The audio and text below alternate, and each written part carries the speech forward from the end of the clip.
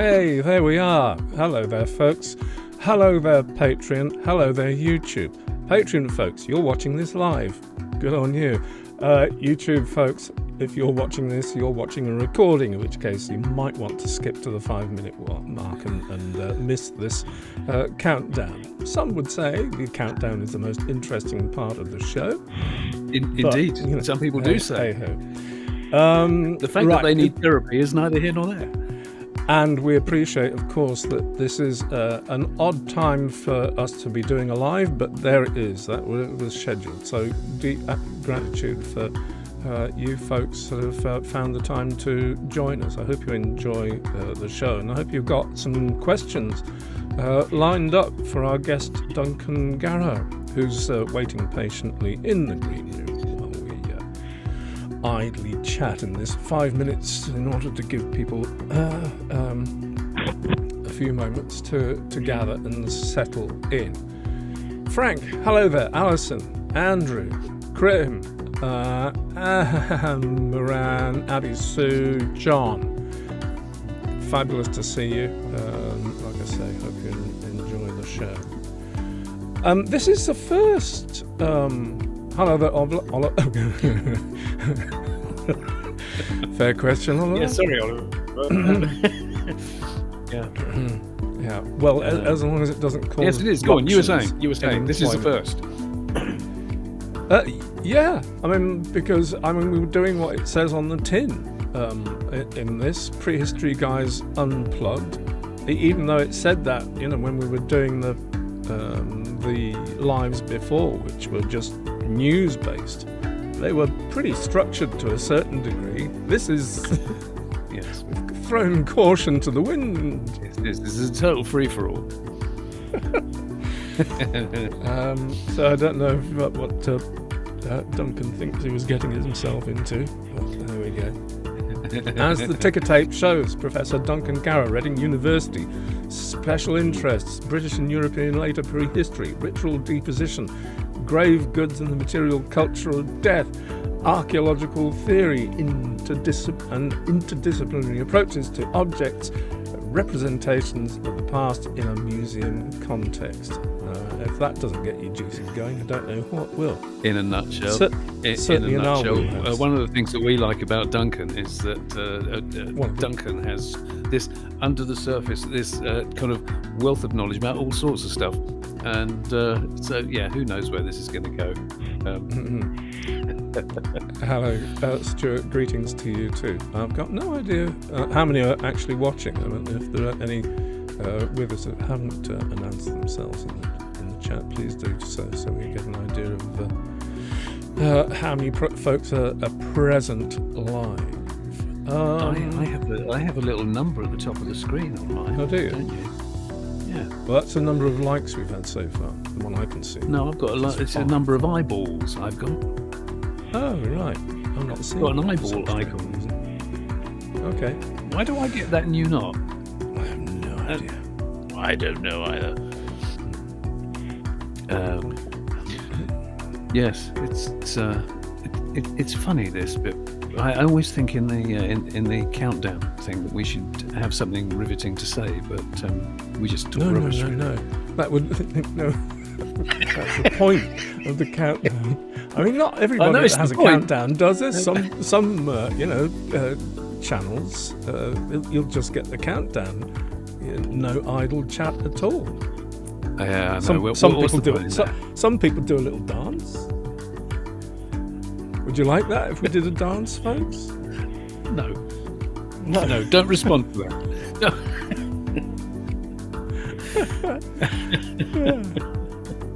15 at 2 o'clock in the afternoon is pretty darned good. Anyway, it is. Yes. We'll be starting proper in 20 seconds. Anything else to add before we go, Rupert? Nothing intelligent, no. You're saving that for the next 10 seconds, eh?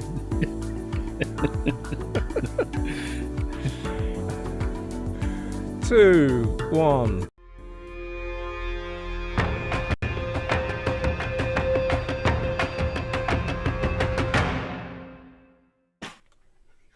Hey there, greetings everybody. This is the show proper. Welcome.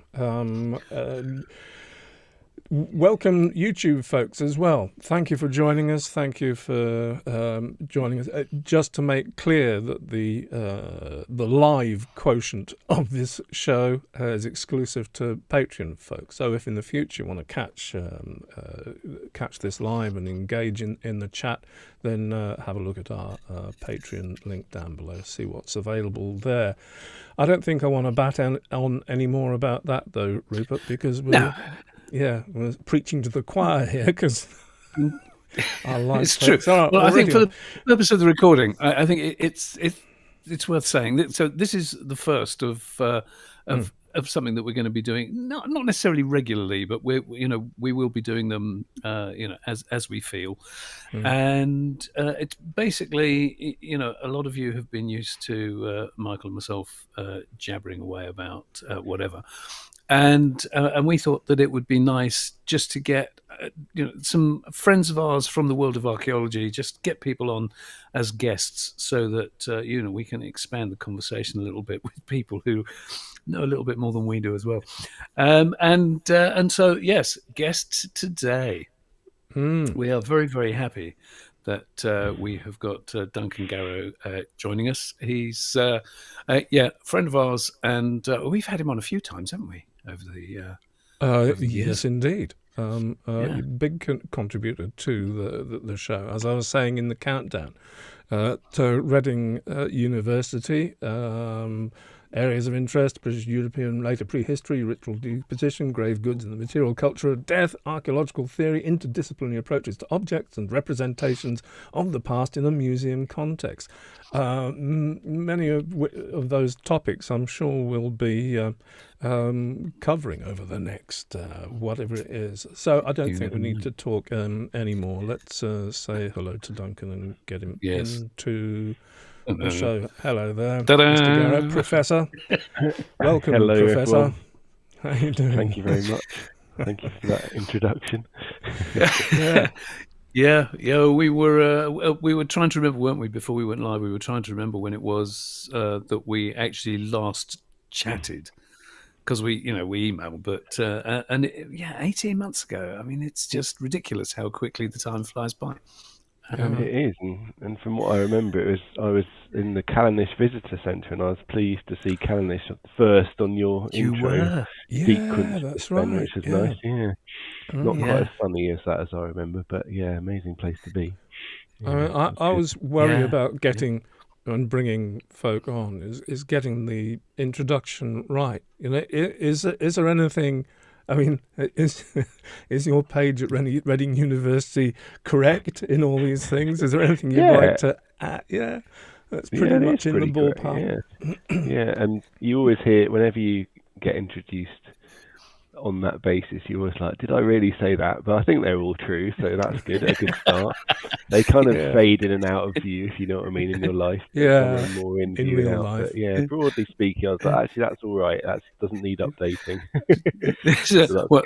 Like an actor's CV, rides horses, speaks Swahili. Exactly, yeah.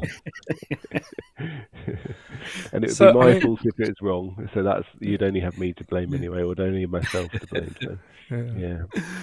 But it seems to me that there's loads of what you've been up to lately that's right in our wheelhouse, and actually one particular aspect of your interests that I think there's a good conversation coming up in light of a couple of the items that we've published recently, and we've been talking about the gap between academia or museums presentation and the public. So we'll probably talk about that later. But I think people that know us well, and our Patreon audience particularly, will know that I think our first introduction, or the way we got to you, because I know Rupert from the get-go, from as long as I've known him, has been excited about Cranag's. It's true. And Cranag's, you're the man. You're Cranag man. Surely, is that fair? He the man. You man, yeah. Who is not excited about Cranogs? Come on. But yeah. I have been working a lot on Cranogs with my long-term collaborator and friend Fraser Sturt in Southampton, and lots of other people too. So yeah, we've been doing that project since 2017, and excitingly, in a way, it's coming to an end. So we're not doing any more field work, and we're just tying. Oh, really? Up. Oh, okay. Yeah. As part of this project, anyway, we might have a next project, and it might be focused on Cranogs. We haven't quite decided yet, but we're writing up the work that we've done before we do any more, basically. So we're sort of pulling together all the specialist reports and that kind of thing. Any exciting finds that you'd happily share?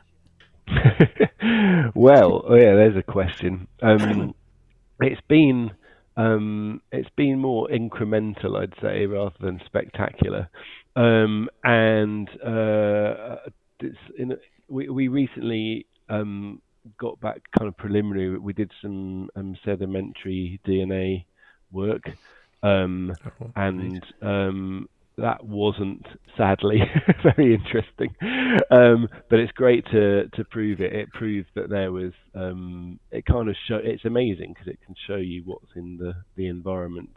And we actually did a sequence through the Crannog itself, as well as in the loch, and it gave you a really good picture of the plant species that were in operation or around that part of the world, but there weren't any great surprises. It wasn't some crazy plant like pineapple or something. It was what you might imagine, boggy, wet plants. So, but that's good. It's all good, and it all adds to the picture. And with that kind of analysis, it's good just because it's still pretty new. It's good just to try it out in different contexts and just refine the technique and that kind of thing. So. That's been good. That was the latest thing, literally 2 days ago. We're doing some radiocarbon dating modelling and that kind of stuff. Yeah. When people talk about Cranogs, or maybe people don't talk so much about Cranogs, and maybe even some people have no idea what we're actually talking about. But the image, if there is one, thanks to probably the Scottish Cranog Centre, the image that springs to mind is of a stilted lakeside or on the lake building, probably with a thatched or conical roof. A solid building on stilts over the water, and that's the image that comes to mind. A moderately sized building that could probably house a good sized family or something like that. And that's about it. But that is a little bit away from the sort of stuff you've been doing, or what you've been doing research on, what you've been diving on in the Hebrides. Because is there a huge difference between what we consider a Scottish loch Crannog and what you've been working on? And is there a chronological divide between the two sorts of things visually that I'm talking about? Yeah, absolutely. So you're right on both of those fronts. So the Cranogs we've mainly been looking at in the Outer Hebrides are firstly much earlier than people thought Cranogs were previously. So the ones that we've been looking at date to around 3,300 BC or 5,000 or so years ago. So that's several thousand years older than people thought Cranogs were. Except me. Except you. And the ones that we've been looking at are less kind of coherent than the image that you painted, Michael. So the ones that we've been looking at the moment, they all look like a pile of stones in a loch, like a cairn. So with definite stone architecture, but literally a big pile of stones that's been plonked into a loch and therefore comes up above the surface of the loch today and would have done in the past. And one of the main kind of findings of the work that that we've been doing on the main site that we've been working on, the site called Loch Borgestell, is that there's the earliest phase is actually timber rather than stone. And so what they seem to so it might actually be, the site might actually be quite a lot bigger than it looks like it is now, under the water. And so we've only been able to expose the timbers in a trench, but we've got a real sense that there's basically this timber platform of sort of laid down logs, which we weren't expecting at all. We thought the stones were the Neolithic site, but our thinking at the moment is that this wasn't on stilts; they were laid in the loch, and they were perhaps weighed down with stones around the perimeter. Because you can't just have a pile of logs in the loch, because it's going to float away without a way of fixing it. So that's our thinking at the moment. So that's really surprising to find that out. And that's on the main site that we've been excavating, but actually on 2 or 3 others that we've looked at in a much smaller way, we've also got wooden phases in the cores that we've taken into the loch. So we're thinking that perhaps this isn't just the one site that we've been looking at in depth, but there might have been quite a lot of these Neolithic sites might have started off as that kind of wooden platform, which is really interesting. Very interesting indeed. Yeah, I mean, sort of semi. Question from Frank. And if I don't bring it on now, I'll tell you what, it probably get. I can't see that myself. Well, it's gone a bit small, hasn't it? And I will read it. Question. A nice bloke that I spoke to at Crannog Centre speculated that Crannogs might have been built in or on water simply to save precious arable land. Makes sense? ? Yeah, I'm not sure about that. I think that I mean I can agree that arable land that was good for growing crops might have been quite limited in the Outer Hebrides, but I think the amount of space that you save with all that effort is quite small. Even the big ones, the kind of ones that Michael was talking about, aren't massive. So yeah, I mean, it's possible. People have a lot of theories about why Crannogs were built out in lochs, and understandably, because it's a hard thing for us to get our brains around, and I'm not sure that we've even got our brains around the ones we've been looking at fully. But I think mostly it's about creating a special or a particularly defendable place. Basically, I think in our case they're not really defensive. I think they're creating this special place out on the water that people could go to kind of do whatever strange Neolithic ceremonies that they did. And I think subsequent Iron Age ones sometimes are about keeping away from other people and making your house more defendable. I don't know if Frank is thinking of this, because you will have been paying attention, to the stuff that we do. In that recently we've become fascinated with, generally speaking, with pile dwellings, and as part of the Göbekli Tepe to Stonehenge project thing that we're doing, we came across pile dwellings in lakes in Greece and in Albania as well, on the lakes there. So we as we so often do, found ourselves lifting the edge of the carpet, and all sorts of stuff ran out. Had no idea. Swallowing very hard. The biggest shock about a lot of those was, having visited the Crannog Centre, for example, and then finding from particularly the Albanian excavations that some of the buildings some of these pile buildings were 2 stories, even 3 stories. And you think, well, that completely changes your perspective really early on really early. It's quite staggering. And also, not all, I thought that there'd be wattle and daub, but no, some of them were stone walls as well.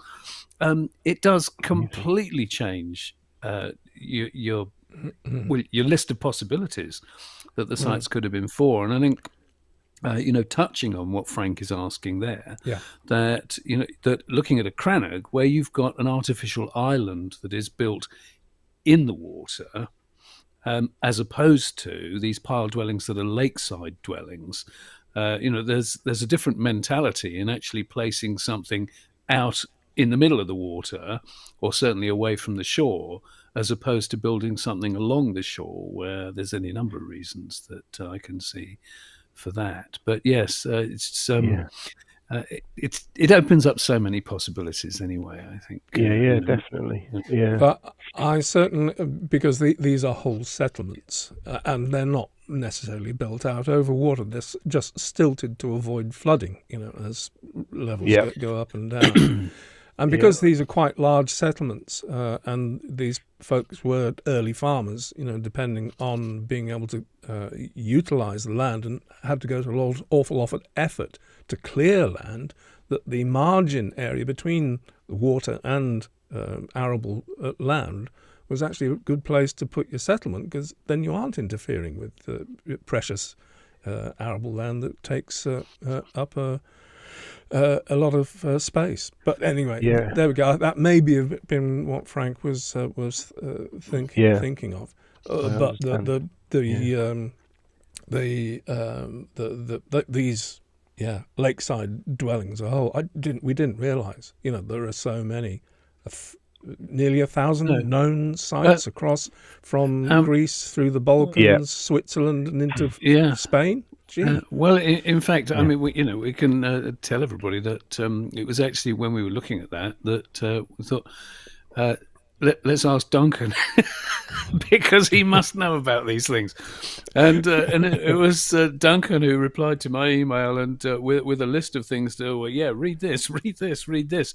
Yeah. And it is actually quite shocking how much research has been done that just never hits the public domain at all. And doesn't really seem to get discussed even amongst archaeologists. Doesn't seem to get the light of day very much. It depends where you are, though, doesn't it, Rupert? I mean, true. And I think that one of the big problems that we will always have is that we are looking for Hang's head in shame. We are looking for papers I know what you're going to say.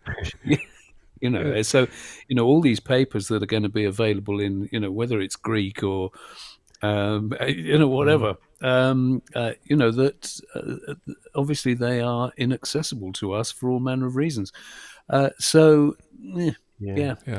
in other countries, these places are very well celebrated and have numerous visitor centres, some of which could probably knock the crannog visitor into a cocked hat. Anyway, it does. I'm not going off on one, but it does make me wonder. Something that we have mentioned, and the Crannog Centre is great, by the way. I'm not Crannog Centre is diminishing great. The Crannog Centre, yeah.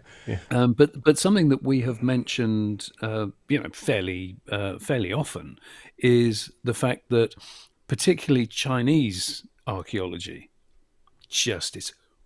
it's a void. Why is it a void? Because the papers are never translated into any European language, and it seems a great shame, really, that we've got this vast resource of archaeological knowledge that just it's almost inaccessible to us, and it's certainly something that we should be aware of, even if we can't actively do that much about it. We try to access Chinese stuff. Every now and again, but yeah, I mean, I'm just flagging Chinese archaeology up as as an obvious example, but there must be so much really important stuff globally that. I've got a question. From John Sherwood. Hello there, John. Thanks for the question. Is there evidence to show that such direct access to aquatic resources led to the growth of communities depending on fishing, more so than agricultural land-based food resources? Wonder what the evidence would look like for that. Did get the gist of the question there, Duncan? I think so. It was about if their occupation's moving onto the water, would their diet have been moving to become more? Kind of. In other words, yeah. Does the diet influence the fact of? The other way around. Yeah. Well, one of the interesting things about, you can tell that sort of thing from looking at the chemistry of people's bones. So the different isotope ratios. And a big finding, probably 15, 20 years ago now, was that in the Neolithic, people really don't, even in very coast. You can imagine, those of you that know the Neolithic tombs of Orkney, for example, there's a lot of human remains preserved there in particular. But all across Britain, there's not a very marine signature in people's diet. The original, right. And it was argued that they were kind of, it was almost taboo, or it just wasn't in people's mindset to use. So even though they're, even in Orkney or in the Outer Hebrides where I work, there's not much human bone remaining because of the acidic soil, so we don't know as much. So you can get insight into it, and you can also look, I guess, at the lipids in pots. So again, the chemistry, the absorbed fats basically in the pots. And I've actually got a PhD student, Dan Brown, who's working with Lucy Cramp in Bristol on that, on our material and associated. And Dan's beginning to get some interesting patterns, which might have a little bit of a fish signature, but I won't reveal too many of Dan's secrets as he comes towards the end of his PhD. But that could be really interesting. He's looking at the different foods that people were eating on different kinds of sites, basically. Yeah, shoot me down. It's an interesting thing. See, I've often wondered if, bearing in mind the stench of human sewage, I've often wondered if a lot of waterside dwellings were not built because of it, but would just have made it an easy place to, I'll go over there. And so you wouldn't have any stench incorporating, just coming into the settlement as a result of that. And that would also be a reason why you might not want to be eating fish that you've oiked out of the water in the vicinity of your dwellings. It's just a thought. Not so much benefit, I guess, but yeah. Shoot me down, Duncan. But in my mind, I've always had it that cranogs are a special case. They're not indications of settlement. Well, they are indications of settlement, but they are not settlements. They are special buildings, in other words.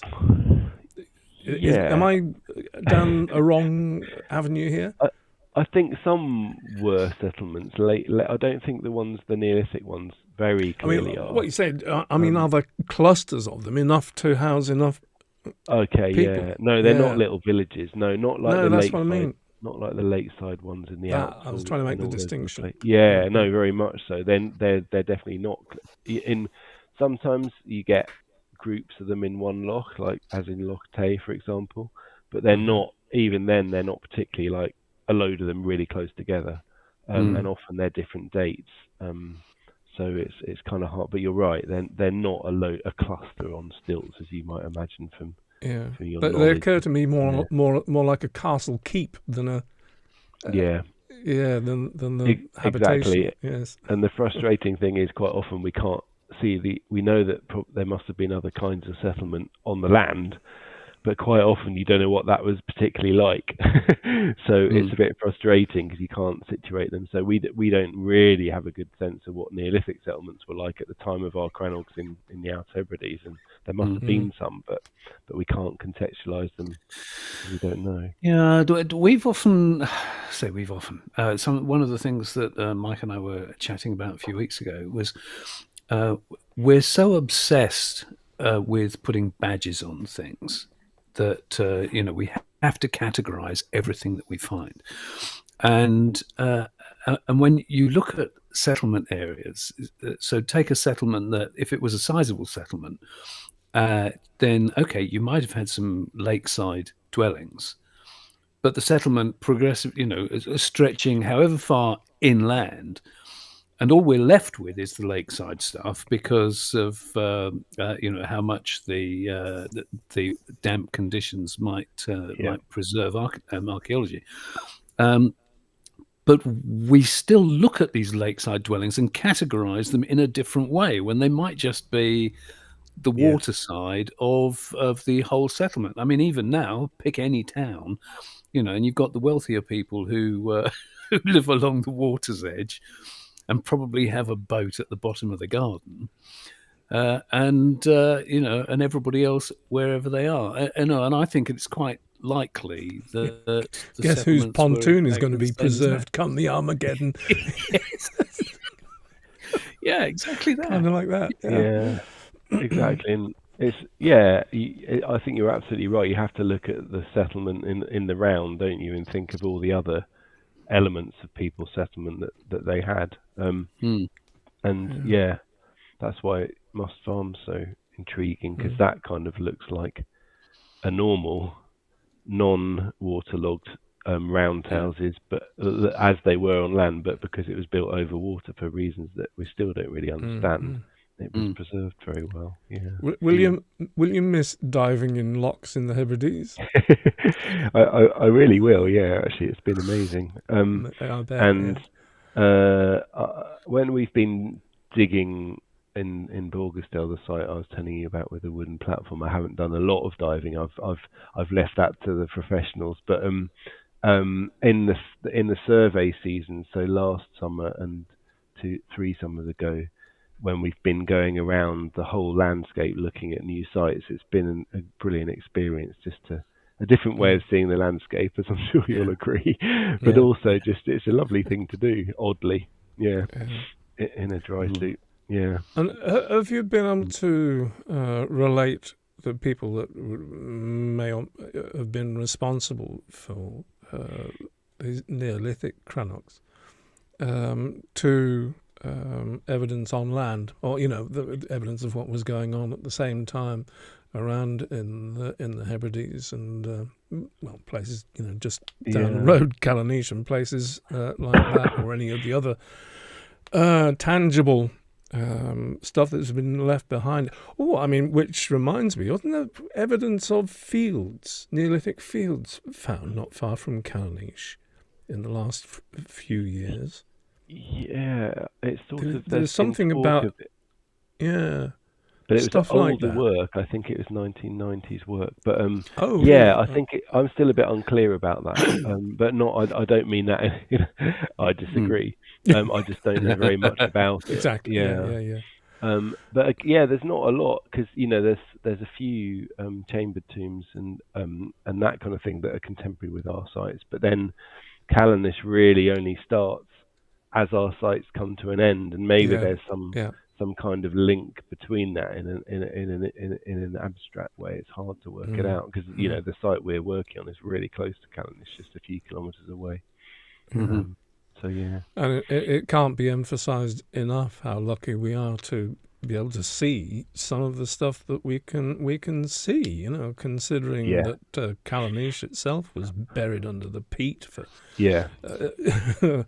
millennia, and and those late revealed relatively lately, and the same goes for anything. This stuff is just not just lying around on the what ground. Were you going to say, Duncan? Unfortunately, sorry, Duncan. I was just going to say, and sometimes you can almost see too much. So the late settlements you were mentioning in continental Europe, there's just so much evidence, it's almost overwhelming, isn't it? And people, you almost can't deal with that. There's so many posts and they're so complicated. It's almost so in a way you're kind of glad to have not quite such amazing preservation sometimes. It's almost overwhelming. Yeah, that's true. There was one Albanian site. Do you remember what it's called, Mike? It's got something like 1,800 posts. Yeah, that it was. It begins with L. It's 3-letter word, 3-letter town, village. Okay. Litz? Lynn. I think it's called Lynn. Yeah. Lynn. I think you're right. Well done. Yeah. Yeah. But you're absolutely right that sometimes it's just overload. but it was an eye opener for us. Because the other thing rare, just touched on there, and it sort of hit us with a bit of a bombshell, because we were in Brittany in September. We do this annual. Well, it's become sort of annual tour, taking people around. In Brittany, it was, in the Morbihan area, the Karnak area, and the realization that again got no remains, no human remains, because of the acidic soil. There, so much of the information that you usually depend upon to be able to give context one way, whether it's the context to the settlement or the settlement giving context to the human beings you find, just not there. We're just left with the freaking monuments with stone stuff, and nothing to tell you anything more, unless you go a few thousand years further back, where folk were burying their dead in shell middens, with the alkaline preservation, so you get this reverse thing. There's some quite cool tombs in the Channel Islands, actually, which kind of brings those two things together, where Fraser and I worked for a long time years ago, and again they've got fantastic tombs and no, very few human remains, but where the times when the human remains are preserved is when they were piled over with shells as part of the burial ritual. So that's quite cool. So you actually get that happening, and some of them allegedly sitting up in the tomb, which is quite cool. Yeah, you believe. Do you know what? That's a very good point, Mike. We should do the Channel Islands. You should. I can recommend it. Yeah, it's great. Yeah. It was purely by chance some years ago. In fact, it was not long after Julie and I moved to France, and we were still toing and froing a reasonable amount and trying different routes to see which was the quickest way of getting, because we're right down the south. And there was one trip where we took a ferry to St. Malo, and it stopped at Guernsey. Oh yeah, I know. And we had a few hours on Guernsey, so rather than just have a coffee at the port, we just got the car off and drove off looking for prehistoric sites. And good grief, just on Guernsey, there's an amazing amount of wonderful stuff. Absolutely, And they're really The Channel Islands are so included in the whole narrative of Brittany. You tend to separate them out, but no, they belong with the same narrative as Bananes, obviously. Indeed. But also the stuff further south around the Karnak area. And we do like a boat. And we do like a boat. As confirmed by our trip to Edic. Yes. Which is one of the places where the Mesolithic burials were found. Okay. The other one. Oh, right. Okay, you got to go there, did you? That's cool. Yeah, we did. Yeah, it was great. Didn't see much, but... No, but nice to go on a boat. Yeah. But it was a fabulous day, and it's we've said this before. So sorry, folks, if you've heard us say this before, but one of the biggest kind of mind shifts for me, anyway, was when we went to the museum in Karnak, where they've got a screen just inside the door that's got a rolling animation of the changing sea level from the Ice Age onwards, and you're just looking at the fact that all of that stuff out there, it was just land. Yeah. And we're so used to seeing coastlines. All right, we allow for a certain amount of shift over a few thousand years, but not that far. Miles of it. It's a very, very different landscape to imagine. Yeah, a bit like Doggerland, really. Jersey was connected to mainland France until really quite late. Yeah. It's an amazing set of possibilities when you think what might be on the bottom of the sea. Were there any big takeaways from your work on the Channel Islands and with Fraser on trying to find evidence of the transition or the migration across the seas there, and possible routes using the Channel Islands and the other islands as stopping off points. Was there any fruit in that? Yeah, you're right. That was what we were trying to do, and it was hard to do. And as you both said, really, in all of the places, that's why we worked in Scilly, and it's why we first worked in the Outer Hebrides as well, was looking at the maritime connections. But I think that the Channel Islands, as always, we're trying to look for settlements, and we did find a good one. It had quite ephemeral features and pits and post holes, much like a Southern English site would look. But it was interesting to see the extent of the material connections with France at that point. So there's all sorts of different types of stone moving around and that kind of thing. So they're very clearly connected in, as you guys said, really, to continental Europe, which is why the Channel Islands are interesting in terms of that bigger picture. And one of the questions that we were trying to think about, and which no one's really resolved, and since then ancient DNA has shed new light on the question, but was that, okay, so the Neolithic in the Channel Islands begins around about 5000 BC, as it does in the areas you're talking about, Brittany and Normandy, but there's still another 1,000 years before anything happens in southern England. And our point was, well, they can go in boats, as you said, across the Guernsey, but why is nothing happening across the slightly larger channel, when actually the narrow bit of the channel's nearer to France than Guernsey is, if you see what I mean. So it's I mean, we haven't got any answers, but it's an interesting question. It's interesting you say that, because Rupert and I are concocting, gradually pulling together all these bits and pieces and films, from Turkey, and we'll come to the point where we'll need to convey a narrative about farming, getting in, Good luck with that. Thank you so much.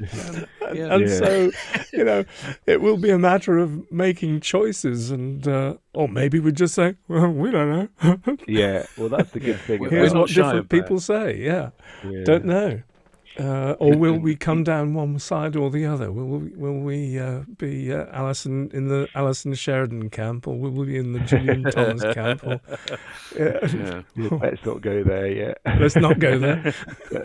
The good thing about teaching students is that to some extent you need a narrative, like you're saying, but the other thing you're meant to be doing is making them realise that there's different options, and so you can always go, and we don't know, what do you think? And that's always quite a nice thing to do, because you don't have to know the answers, but you also make them question it. Which is good. We have found consistently over the years that we've been doing this that people really, really appreciate it when you don't pretend to know. You say, no, we don't know this. This is just a void. We're trying to piece this together. Because there are, let's be honest, there's enough people out there who fill in the blanks with their own particular bullshit. Excuse me. And it's just so unnecessary. Careful, really. Careful. Yes. Easy, Tiger. We put it really. Yeah. No, I nearly went there. I'm not. Right. But it's true. I think that that whole aspect of uncertainty, it's so healthy. When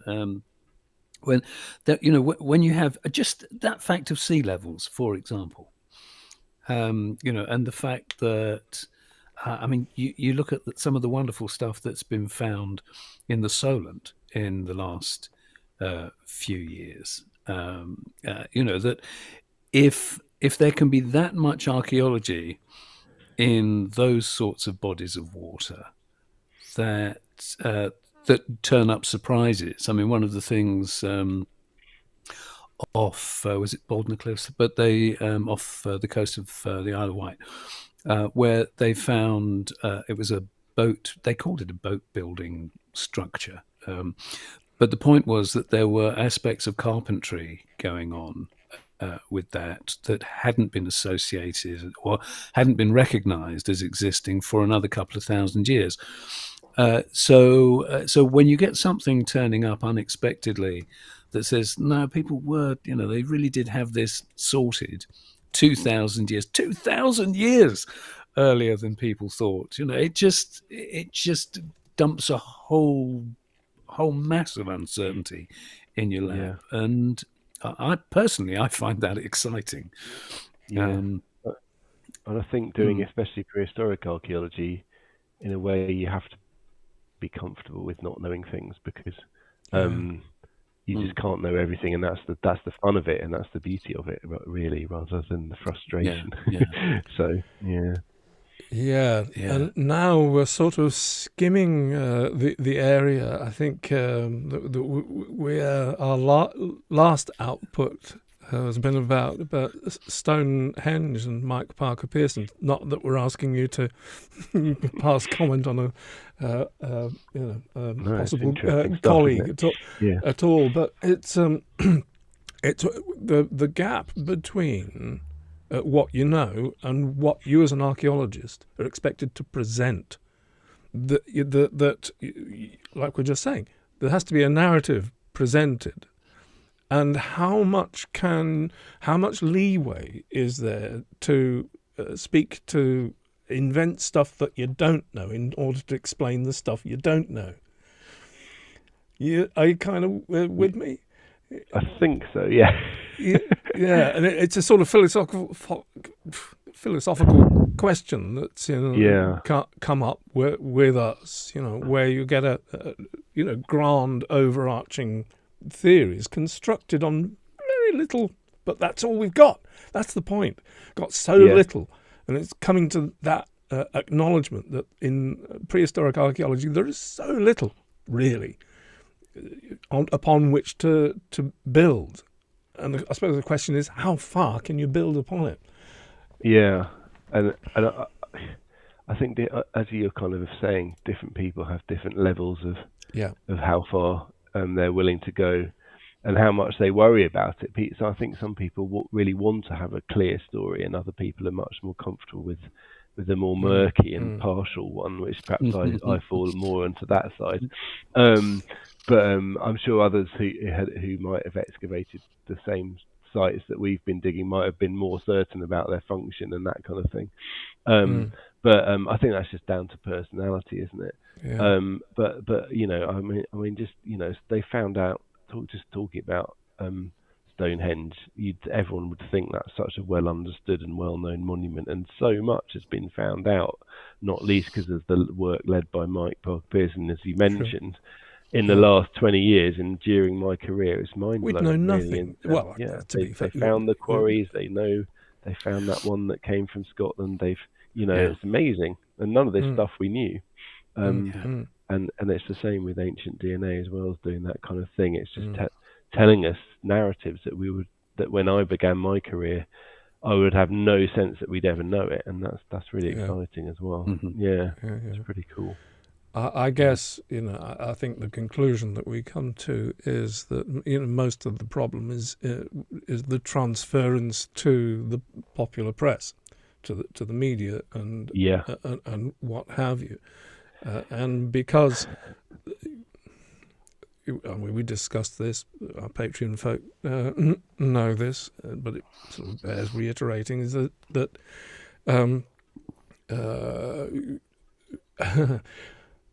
the press tends to use the word science and scientists willy-nilly.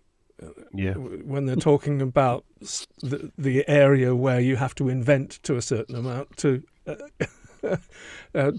cover the topic. And I think there's a confusion arises in the public mind, about what archaeology is and the limits of it. When the journalists are saying scientists say that.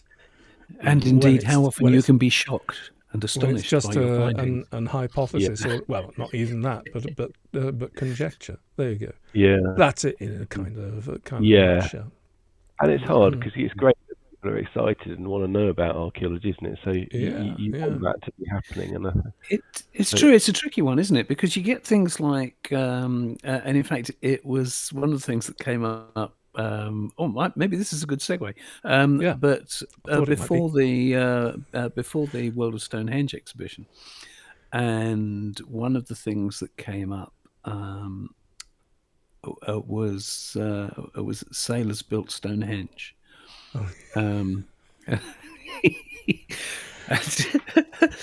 And it's just the glory of that, really, of the of the ADNA showing that that we had European people from the European continent in Britain, and the journalists had decided that was a good headline. Sailors built Stonehenge.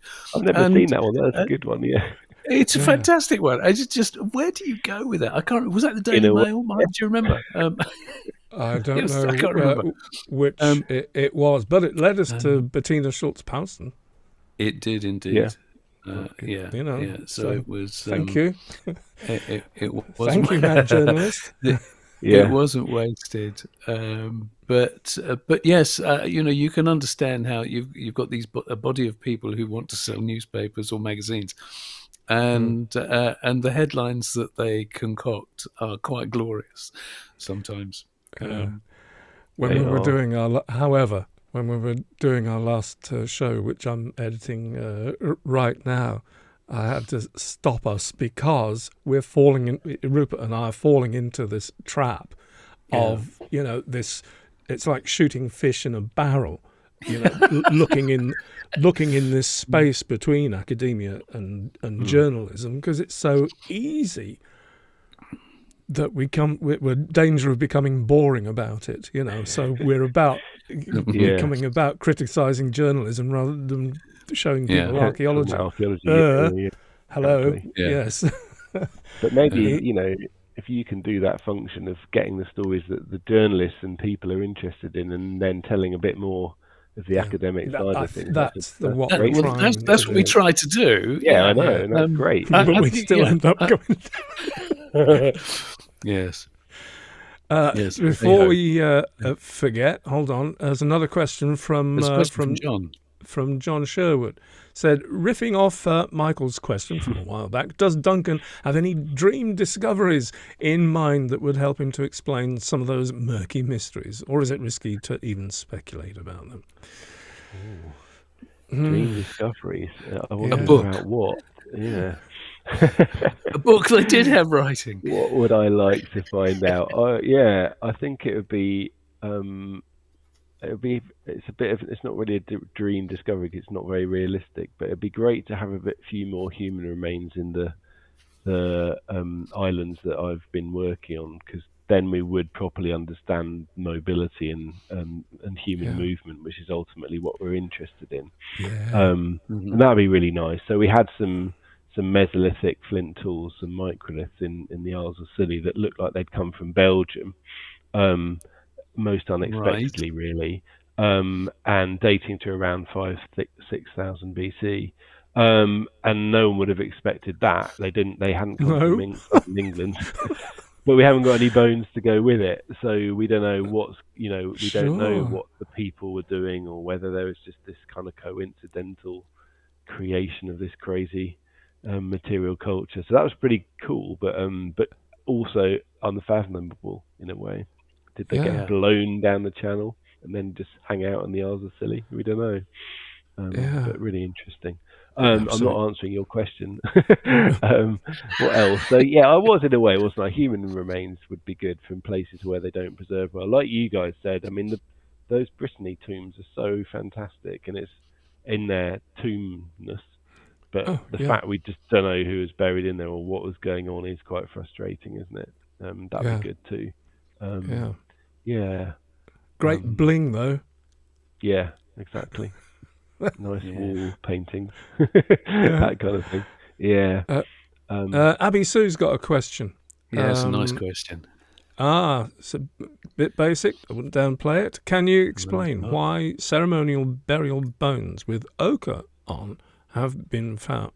Why with ochre on have been found? The flesh has long since gone. I see. Yeah, and am I thinking of the Paviland, the Red Lady of Paviland? I guess yes. So, has the ochre been painted directly on the bones? As far as I understand it, no. I think it's preserved from. This is not an area of my specialist expertise, but as far as I understand it, I think people think that that it would have been on the body, and then it would have just essentially, as part of the rotting process, it would have remained on the bones. Oh, really? But, okay.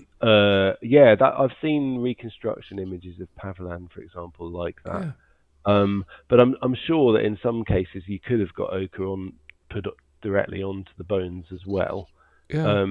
But I think that mostly people are expecting it to have been on the fleshed body when it was buried as part of the kind of mortuary ceremony and that sort of thing of making the body look beautiful. Yeah. It's such an interesting thing, though, isn't it? Because when we know that that excarnation was a thing, and the defleshing of bodies, so that you would so that the bones would sometimes then be buried separately. Do we have any? Again, it's not something that I carry in my head either. But do we have situations where ochre has been painted on bones before they've been collated, and what is it about ochre anyway? That to me is an oddity. We take it for granted because of the amount that we have seen all over the place, ochre being incorporated into burial practices and funereal practices. But why? What is it about ochre that is so special to these people over long periods of time as well? I think perhaps the simple answer is a bit of a boring functional one. It's a good bright pigment and it's quite regularly available. I imagine it's sort of about that. But you're right, you don't get necessarily blue-green pigments that you would have got from copper or something like that on things so well, do you? But it's interesting, isn't it? And maybe it's that blood red connection, that kind of thing, perhaps. Yeah, maybe. It's definitely a possibility, isn't it, when it comes to mortuary practice? Yeah. So I mentioned. Go on, Rick. You're gone. No. It's all right. It's not very important. I was just going back a bit and going into another area, and that is I mentioned bling vis-a-vis Brittany. Loads of that. But I know, Duncan, that one of your areas is how things are viewed. The balance between the shiny stuff. Yeah. The things that are obviously valuable now and most likely in the past, and compared to how we value and look at ordinary stuff. The shards of pottery and the evidence of everyday life. And isn't you've done a lot of work, about how that occurs in the public mind? Is that what you? Yeah. We started out. That kind of stuff began with the Grave Goods project of a few years ago, and we were that I did with Mel Giles and Neil Wilkin, and that was about. We were trying to bring in we were trying to bring in the everyday things that people got buried in that often get lost sight of in our narratives. So as well as the spectacular stuff that the papers pick up on, most people were buried with a simple pot or whatever, or a pebble in their hand. So we were trying to bring out those kind of that the whole range of grave goods that were used and employed, and thinking about why in that project. And so that Neil and I then worked together on the World of Stonehenge exhibition, and we tried to do the same kind of thing in that, and what we wanted to do for people. And I think it worked really well because of Neil's excellent choice of material was to not just to have the amazing fancy gold and the Nebra Sky Disc and things like that, but also to have organic materials and the more everyday things, so that people get a more representative and holistic understanding of what the past was like, and also so that we don't just recreate our own. We say, oh look, there must have been these rich, important people that had this fancy stuff, and it was a very elite society. But actually, that sort of perpetuates itself because you always show the fancy stuff. And what about all the non-fancy stuff and all the non-fancy people? Yeah. So in a way, we were trying to do it to make our displays a bit more democratic, I guess. And people responded really well to that, as we thought and hoped they would. And it was we did the work that we did on analysing kind of public perceptions of that exhibition has been really interesting. So we looked at social media. I did take a quick glance at that latest paper. I was fascinated to see that that you were researching the results of the exhibition itself in terms of what people were posting on Instagram. So that you had some kind of feedback through that. Yeah, it's really useful. Really lit people up. Yeah, it's really good, and it was good to know they liked CC Henge and they liked the organics and as well as the bling. So, and I don't want to get rid of the bling. That is cool, and we all who doesn't want to see the Nebra Sky Disc or a nice gold cup or something. But also other things are equally amazing, and we've got a kind of responsibility almost to show people that and to make them. Just give them the whole of the past, really. Yeah, even the boring potsherds, which maybe work less well in the exhibition, but that's a story for another day. What do you do? Itself is an interesting one, though, isn't it? The things that, excuse me, that yes, okay, the real bling is always going to grab people's attention, but sometimes there's the real human side of the artifact. That sometimes, if people start to think about that, it creates a completely different view of what the artifact is about. One of the things that really, really struck me in the exhibition was the amber cup. And the thing is, number one, to find a piece of amber big enough to make a little cup. Pretty cool, isn't it? Yeah. And the other thing is bearing in mind how difficult it is to carve material like that in the first place. How many tries? How much broken amber must there have been, and how much of an expert was that person who made that cut? It's that side of it for me that you see an artifact, that's only a thing. It's everything that went into the making of that. I like that object too. So listen, you talk amongst yourselves for 2 seconds. I'm just going to go and get a sheet because the sun is creeping round and I'm beginning to see myself creating a whole different set of exposures, and I won't be a moment. The presentation of actually, I have to say, congratulations. I mean, I know it's a few years ago now on the World of Stonehenge. But your work with Neil and Jennifer. On there. I mean, it was just wonderful. And not least, this flipping tome. Yeah, well done. What a great book one. It is. Yeah, buy one. No, it's good. It's a lovely book, isn't it? And it's fabulous. There's a fantastic fabulous material within it. Yeah. Great. No, thank you, Michael. Yeah. No, and I hope folk appreciate that. And if you can pick this one up, Gee, it's not just about Stonehenge. Hey, Turner. Well, I can't show you right now. That would be more. I tell you what, the little mace head from Knowth, in the Newgrange complex, right, which had a wonderful its own little case, right, and it's beautifully lit in the Stonehenge exhibition a couple of years ago. We took our tour to Ireland, and of course we went into the museum in Dublin. Where is it? You can't. It just occurs like another bit of flint. It's not lit. It's in a case with other artifacts. There's no There's got to be a dozen celebration of it as an extraordinary piece of work there. I mean, to be fair, I mean, the museum's got a lot of wonderful stuff in it, and but it's a fabulous museum. It really is. But that was quite surprising that it was just tucked in there as just another thing. Hey, whatever floats your boat, really, I suppose. I think one of the forgive me if you mentioned this while I was getting a sheet, but one of the things that was that a euphemism for something really, Rupert? Oh, do you know what? I'll turn it into one.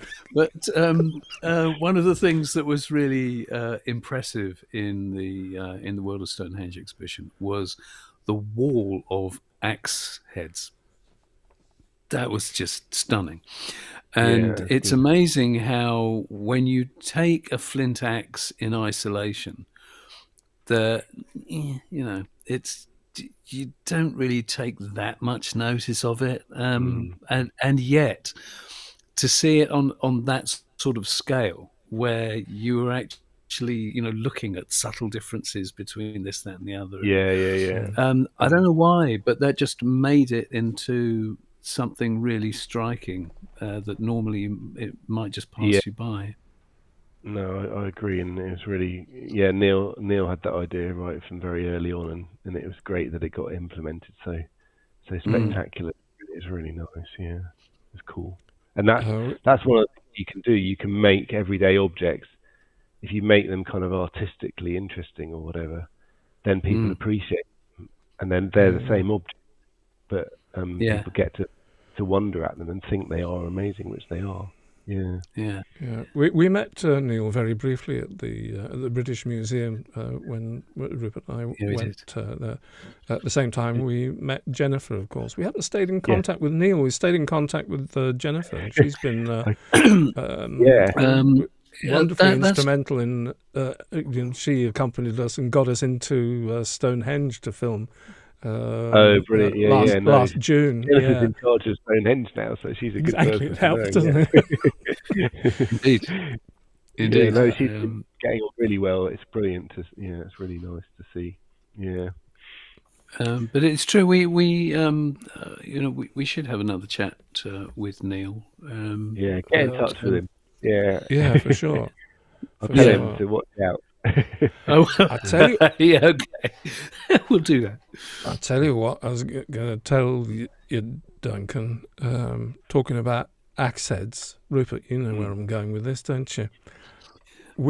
Our ambition as part of the Göbekli Tepe Stonehenge project is to put huge emphasis on trade and the distribution of goods throughout the Neolithic, and the epitome of that is the polished stone jadeite axe head. To which end we plan to go up Mount Viso. Oh, cool!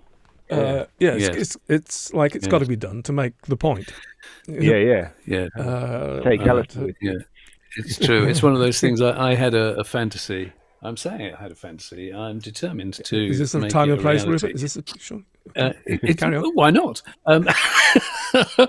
But I wanted to borrow a greenstone axe from whoever will let me, and actually take it up Mont Viso. Actually, film it on Mont Viso. Say this came from here, and I bounced it off Alison Sheridan, and she said, "Yeah, they're never going to let you do that."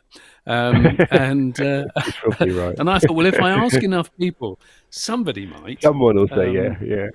Someone might say yes. And so if anybody springs to mind, Duncan, you I haven't got any. Sadly, I haven't got any jadeite axes myself, so I can't offer you my own personal one. But I'd love to otherwise. Well, it's one of those that people have said. Couldn't you take a reproduction? And for me, it's always, and it was exactly the same when we were filming at Skara Brae, and it was Historic Scotland then, I think it was, wasn't it? And we said we were trying to get permission to film in the buildings, and they said no, you can film in the reconstruction. just to be clear, we just turned up. No, we didn't. We were trying to contact them. We were trying to get permission for 2 days before we actually filmed in there. Okay, fair enough. Yeah, But we were. Carry on. But and they said no, you can film in the reconstruction. Okay. And we said, well, no, if it's not real, we're not interested. And they said, oh, all right then, and let us film it. And for me, it's the same thing of taking a greenstone axe up there. That I don't want to say something like this came from here. Yeah. I want to say this came from here. And it was found in Scotland or whatever. And that for me, there's something profoundly romantic about taking it back to where it came from. All right, I know we're not going to leave it there, but you know what I mean. I really, really want to do that. So it's down to finding which museum, wherever, will actually say, yeah, all right, we'll trust you with that, because I'm not going to break it. Good luck. Yeah. And I have super glue if necessary. Thank you. Anyway, when you think of the amount of items, and now Alison was telling us about one that, and I think it might have been one of the real prized ones from the Devizes Museum, the Wiltshire Museum. That didn't someone take it in their handbag on a train? No. I think that's when it was. No, that David's axe. That's the one with already got the chip out of it. So I don't think he's going to let that out of his sight. We're talking about many years ago. That when it was on loan to somebody else, and it was actually taken, somebody took it in their handbag on a train. Right. And I think, if they were prepared to do that then they'll be prepared to let me take it in a foam-lined camera case. Yeah. I think it's the once bitten, twice. Yeah. You can ask. Anyway, planting that seed. Duncan, definitely planting that seed. There. Yeah. So we could always ask Neil. I mean, Galt knows how much stuff they've got in the back rooms of the British Museum. Surely, yeah. God knows. This one hasn't been on display for 30 years. Take this one. Surely let's not go there.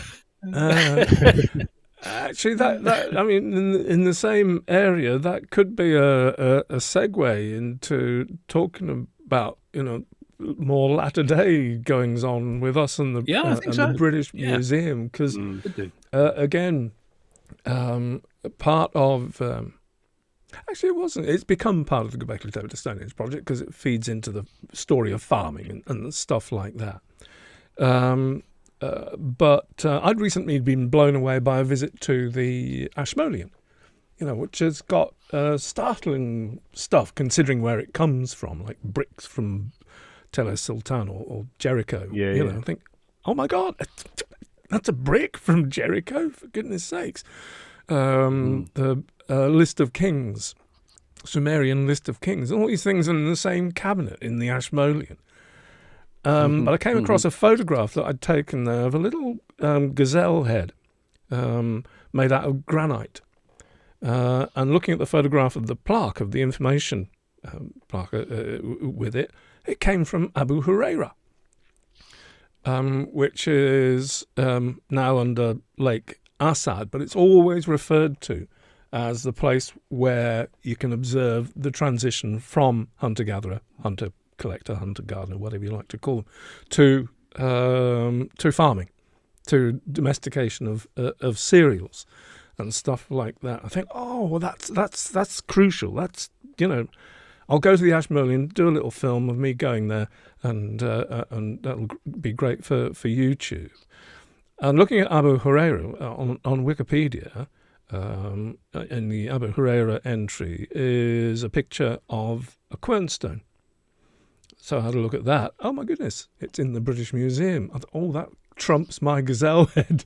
I'm going to have to do this trip explaining, this is a wonderful thing from this crucial period in human history. And there it is in the British Museum.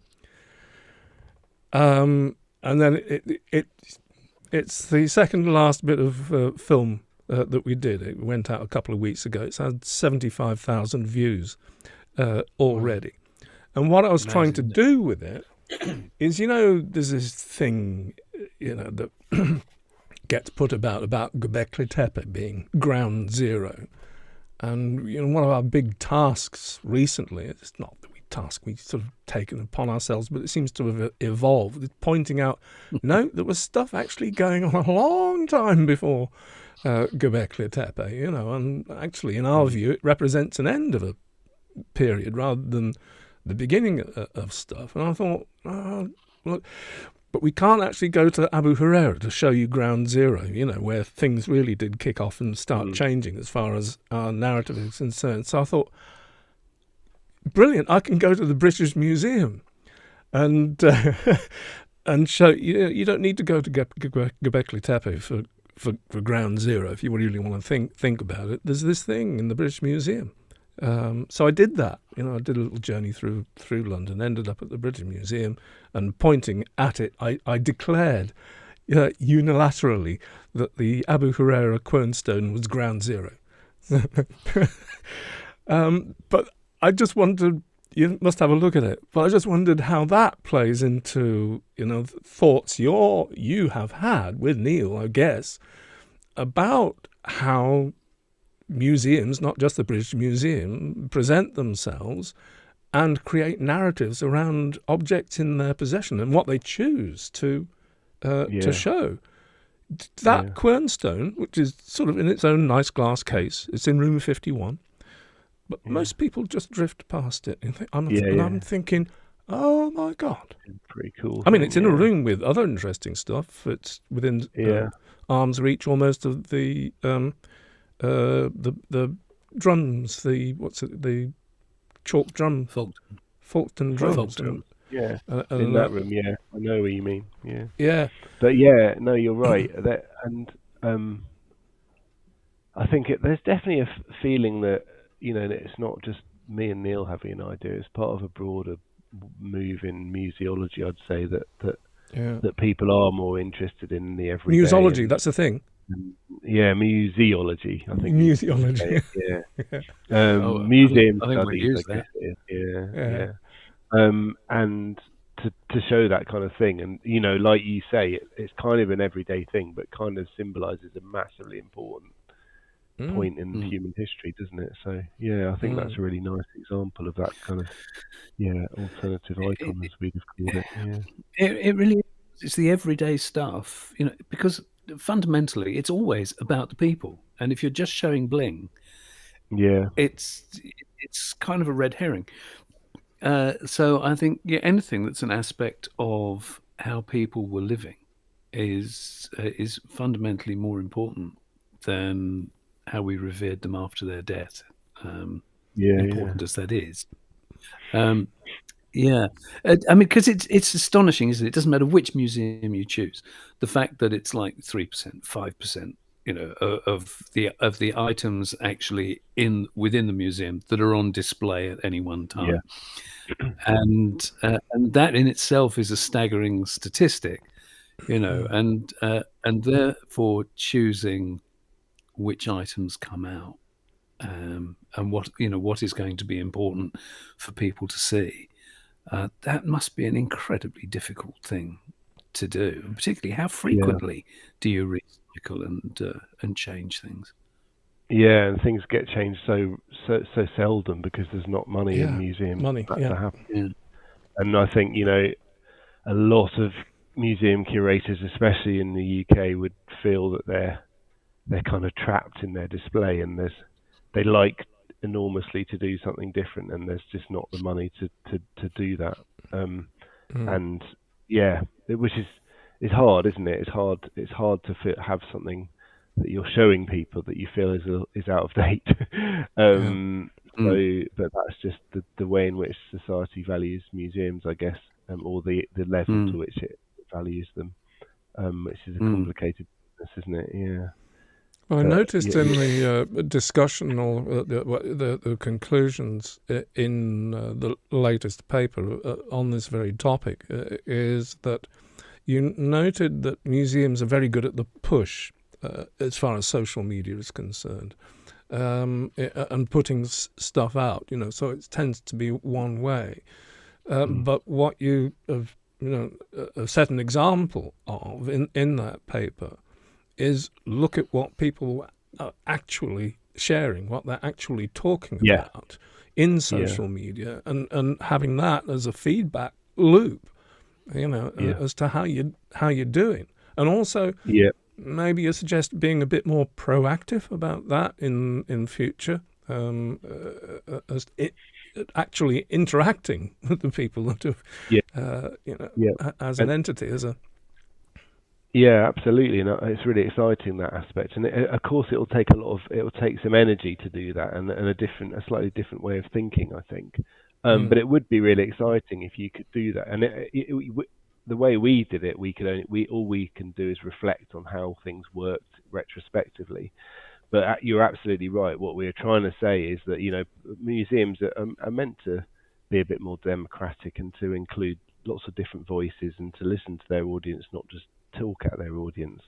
And that's social media is of course the way in which people are able to give feedback that you can listen to without much bother, really. I mean, luckily, we had various expertise at our disposal for people that can grab that stuff, that know how to analyze it and that kind of thing.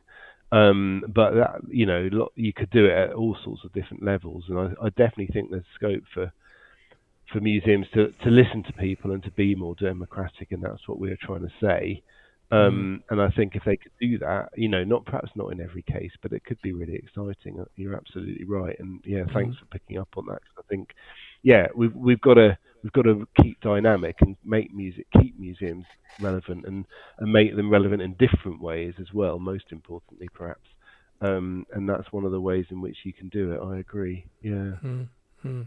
Well, I mean, I hope we consider ourselves in the space. So it's kind of because we get feedback. Yeah, we do. I'm sure you do.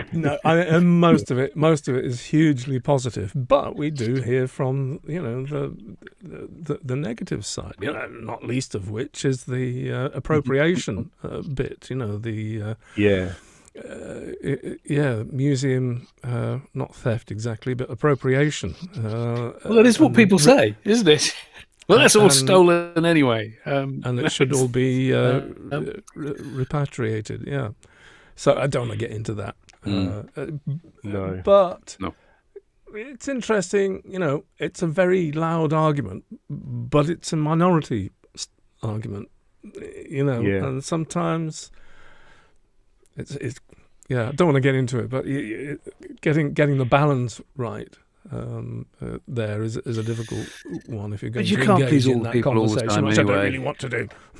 No, and I think it's an important distinction, isn't it? That when you do try to please all the people all the time, you end up pleasing absolutely nobody. You just have to go by follow your own integrity and keep your fingers crossed, basically. Yeah, definitely. But if you can think of ways in which we can answer some questions or what have you, I mean, geez, how long have we been doing this, Rupert? Sort of. I suppose to a certain extent we have been longer than we think we have, actually. That's always the way. So, but I was following something the other day, and I don't even remember what it was, but just came across an exchange that we'd had that was something like 2017. I was thinking, were we doing this already in 2017? Yeah. Yeah, I bet you were. It's amazing how how the years roll by. Less hair, fewer teeth. Well, it's almost like we know what we're doing now, isn't it? Sort of. Yeah. Well, I wouldn't go that far, to be honest. No, you don't want to get to that point. That'd be most disappointing, wouldn't it? Dear, oh dear. Anyway, so tell me, what's your highlight been of the last year for you? Oh, for last year. Wow. getting to dive in some more lochs in mainland Scotland, that was good. With the hope that we might find some Neolithic pottery, but sadly not the reality. But that was spectacular. It's always lovely to do field work, so that was brilliant. Yeah, that was the main thing. I've mostly been writing stuff and trying to be a good academic. So you're a very good academic as well, aren't you? So very well done. Time for that, Professor Duncan. Yes. No, that's the field work this summer was lovely. Yeah, definitely. Even though it didn't even though it proved negative evidence. Yeah.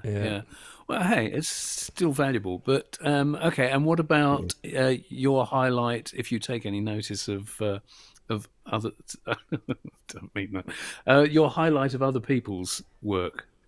What for you has been the best thing that's come out in the archaeology press in the last year? Question. Yeah, good question. Yeah. I guess the stone from Stonehenge was the most relevant in the world that I mostly research in, and that got a lot of coverage, and it's fascinating, isn't it? And the spin-offs of unifying the nation and stuff, perhaps more problematic, as you were talking about earlier in the press. But the fact that probably a stones come from Scotland as well as from that we know that have come from Wales is amazing, isn't it? Do you know what?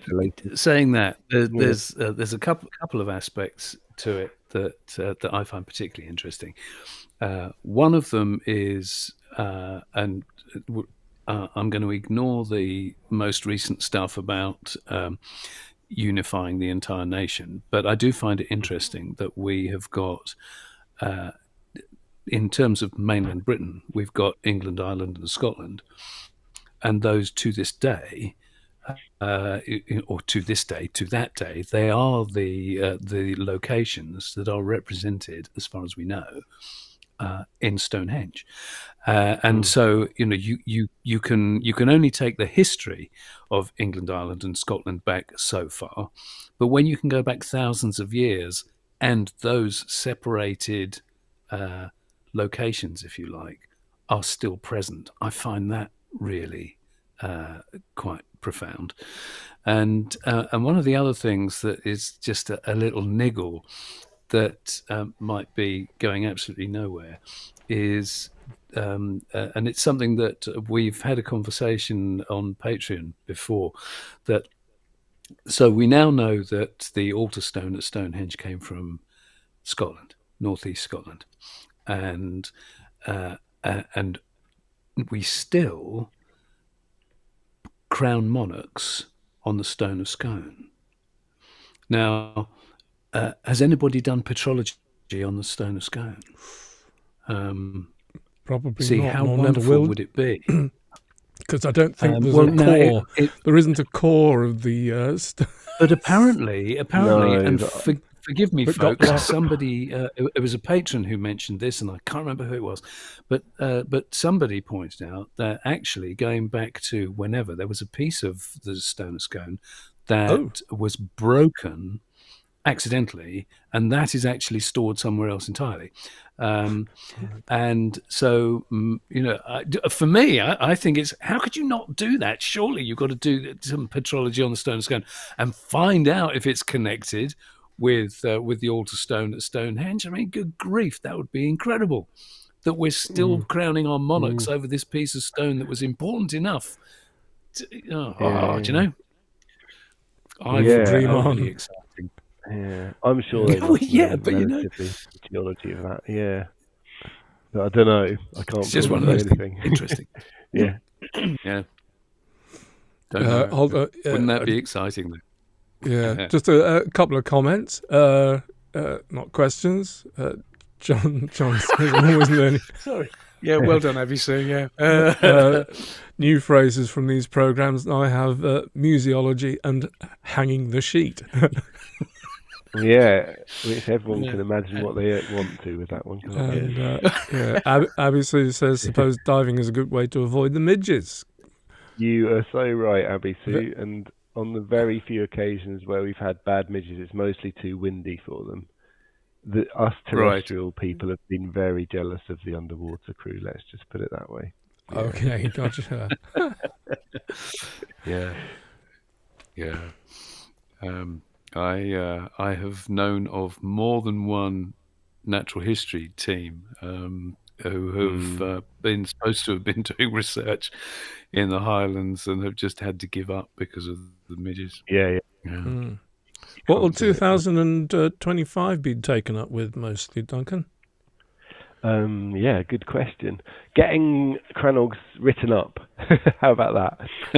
Fair enough. So yeah, that's our main task really. But it's lots of the specialist reports have come in, so we've just got to pull it all together really. And that'll be really exciting when we manage to do that. Because the point is, as you all know, everyone, the point of digging these things is to report on them, not just to do the fun bit of digging, and so that'll be great. So yeah, that's the main task, I guess. Yeah, definitely.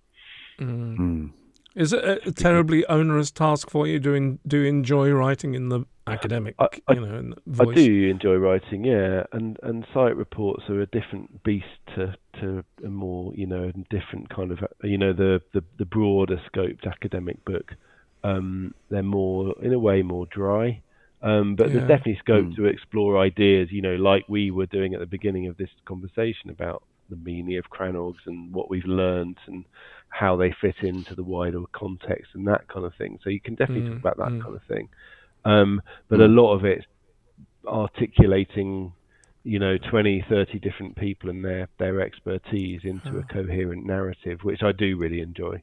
So it's a real team. I'm glad there's a match there. It's not such a horrible thing. I've done the fun bit. Great. Now I've got to do the grind.